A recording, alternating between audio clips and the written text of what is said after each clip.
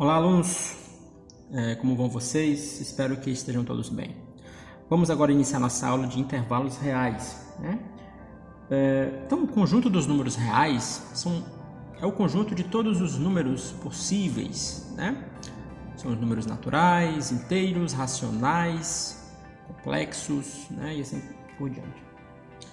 Nós podemos, gente, representar esse conjunto por alguns intervalos, representações, né? Intervalos que nós costumamos chamar de abertos ou fechados. Nós representamos esses intervalos também por meio das desigualdades, né? Maior ou menor, maior igual, menor igual, né? E assim por diante. Então eu quero iniciar com vocês aqui falando sobre o intervalo aberto, né? Vou falar aqui um pouco sobre o intervalo aberto. Vocês vão ver que não é difícil, aquele intervalo aberto. Intervalo aberto.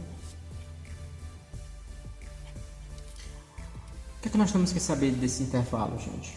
Bom, vamos imaginar dois números qualquer, A e B, tá certo? A e B.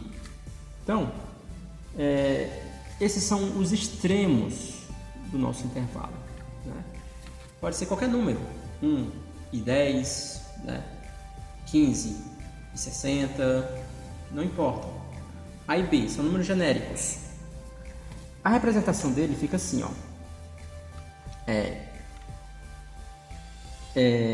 Chave A, B. Sempre essas chaves contrárias. Isso quer dizer que nas extremidades desse intervalo, esse intervalo é aberto. O que isso quer dizer? Você não entendi ainda. Eu ainda vou mostrar outra representação para vocês. Isso aqui também pode ser representado assim, ó. Esse intervalo, qualquer número desse intervalo, x, né, pertence aos reais. O que é que eu estou dizendo? Digamos, um intervalo entre 1 e 10, né, pertence aos números reais. Entre 1 e 10, 2, 3, 4, 5, 6, 7, 8, 9. Tal que ele vai ter isso aqui. O que está dizendo, professor, para mim? Está dizendo que esse número, qualquer número deste intervalo, vai estar compreendido entre esses dois números, A e B. Ok? Ficaria assim se a gente fosse tratar de número. Vamos imaginar o intervalo aberto 3 e 5. 3 e 5. Tem um intervalo aberto em 3 e 5. Isso aqui é a mesma coisa de dizer isso, ó. X pertence aos reais, sempre será assim, tá bom? Tal que esse x aqui é um x, tá? Ele está compreendido entre 3 e 5. Quando você vê essa anotação aqui, ó, quer dizer que o x, gente, ele está compreendido entre 3 e 5. Porém, 3 e 5 não faz parte do intervalo. Olha só a dica. 3 e 5 não faz parte do intervalo. É o limite dos intervalos, mas não fazem parte dele. Por isso que se chama intervalo aberto. E nós podemos fazer da seguinte maneira, ó. Traça uma retinha, certo? Aqui vai ser meu 3, certo? O número 3. E aqui vai ser o número 5. Ok? E todos os números compreendidos, fazer de verde, entre esse intervalo, esses números aqui, ó. Todos os números reais, certo? Estão aqui dentro. Ok? Pode ser o 4? Pode. Pode ser o 4,5? Pode. Pode ser... Deixa eu ver outro aqui.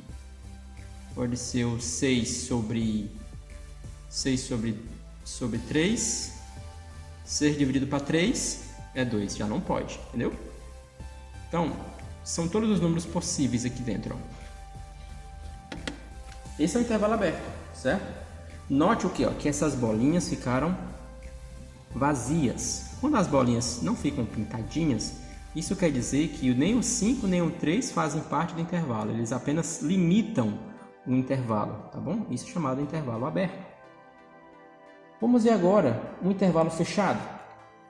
Como é que ele é representado? Ele é representado assim, ó. Intervalo fechado, né?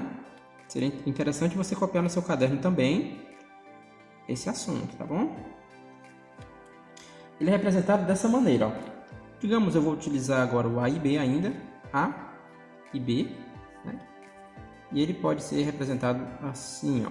X pertence aos reais, tal que. Olha agora a diferença que vai aparecer aqui, ó. Menor ou igual, né? Quando você vê essa representação, gente, menor ou igual, quer dizer que os números desse intervalo estão limitados por A e por B, porém A e B fazem parte do intervalo. Além de eles ser os limites, eles também são contados como fazendo parte do intervalo, que aqui não ocorreu. Vou ainda trabalhar com 3 e 5, ó. Então, intervalo fechado em 3 e em 5. Isso aqui é a mesma coisa. X pertence aos reais. Tá o quê? 3, né? Menor ou igual que x. Menor ou igual que 5. Entenderam? Como é que fica aqui na nossa representação? Fica dessa maneira, ó. Traço aqui uma reta. Então eu vou ter o meu número 3 e o meu número 5. Só que eu vou pintar essas bolinhas aqui. Olha aí, a diferença é essa, que eu vou pintar as bolinhas agora. Porque o 3 e o 5 fazem parte do nosso intervalo, é um intervalo fechado. Ok? É um intervalo fechado aqui. E 3 e 5 fazem parte desse intervalo. Ok? Então, a partir daqui, gente, eu posso ter alguns casos. Por exemplo, um intervalo que é fechado só à esquerda, um intervalo que é só fechado à direita. Pode ser um intervalo aberto aqui e um fechado aqui? Pode. Pode ser um fechado aqui e um aberto aqui? Ou vice-versa? Pode, né? Eu posso ter isso aí também, essas condições, tá bom? Existem também intervalos infinitos, certo? Existem intervalos infinitos. Como assim, professor? Intervalo infinito? Explique melhor. É assim, ó. Se eu tiver esse intervalo aqui, né? Vou passar aqui uma retinha só para... Então, se você tem esse intervalo, digamos, ele é aberto aqui na esquerda, porém ele tem esse símbolo aqui, ó. Esse símbolo aqui é de infinito, tá? A é fechado aqui. Ele é aberto aqui infinitamente, mas aqui ele é fechado em A. Como é que eu represento isso aqui? Representado assim, ó. X pertence aos reais, tal que A, né? Tal que A é menor igual, ou desculpa, tal que X é menor igual que A.